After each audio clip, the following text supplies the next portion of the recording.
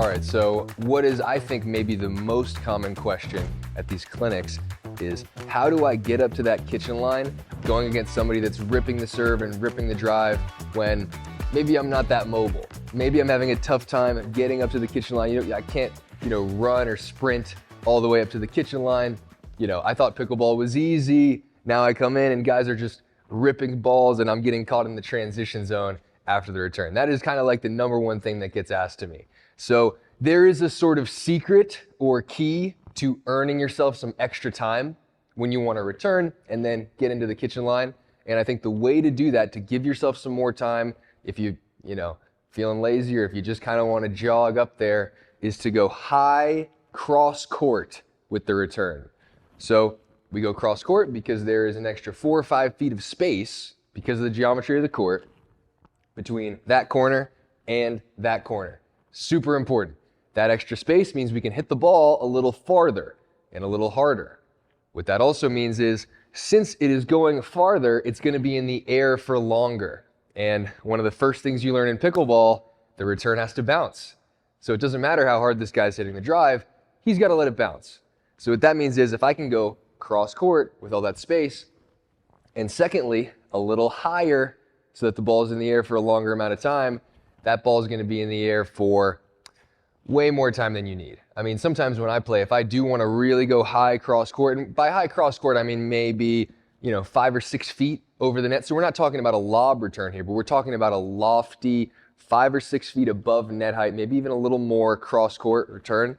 If you can execute that well, you're going to have a ton of time to get to the kitchen. I've done it many times. You can practically jog your way into the kitchen. So that brings me to the next thing.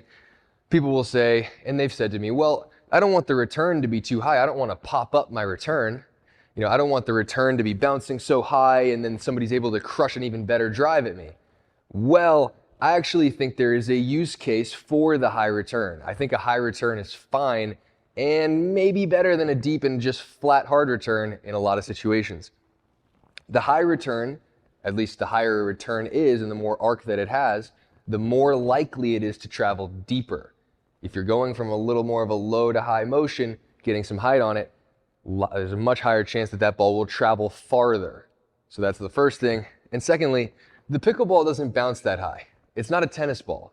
And even if at some point in the arc of that return, however high it might be, even if it's at this point, at its apex, it's still not going to bounce too much above the height of my hips. These balls do not bounce that high.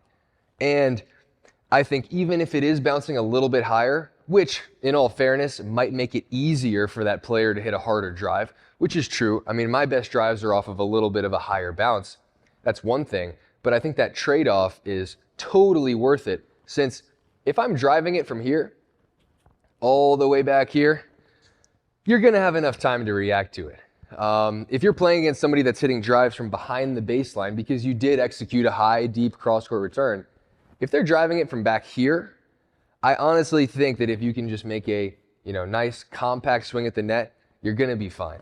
So that's the other thing. And then the main thing here is, if you are already established at that kitchen line when I am making contact with my drive, I'm not going to be in a great spot to overpower you and then take control of the point with the drive. There are going to be some circumstances playing against bangers that are hitting huge hard drives where maybe they'll get away with 1 or 2. But I think over the course of an entire match, if you're playing against players somewhat close to your level, if they're hitting drives from behind the baseline and you are dealing with those drives from right up at the kitchen line because your return gave you so much time to get up there, you will win most of those exchanges. You're not going to win all of them maybe, but you'll win most of them, and that's what matters.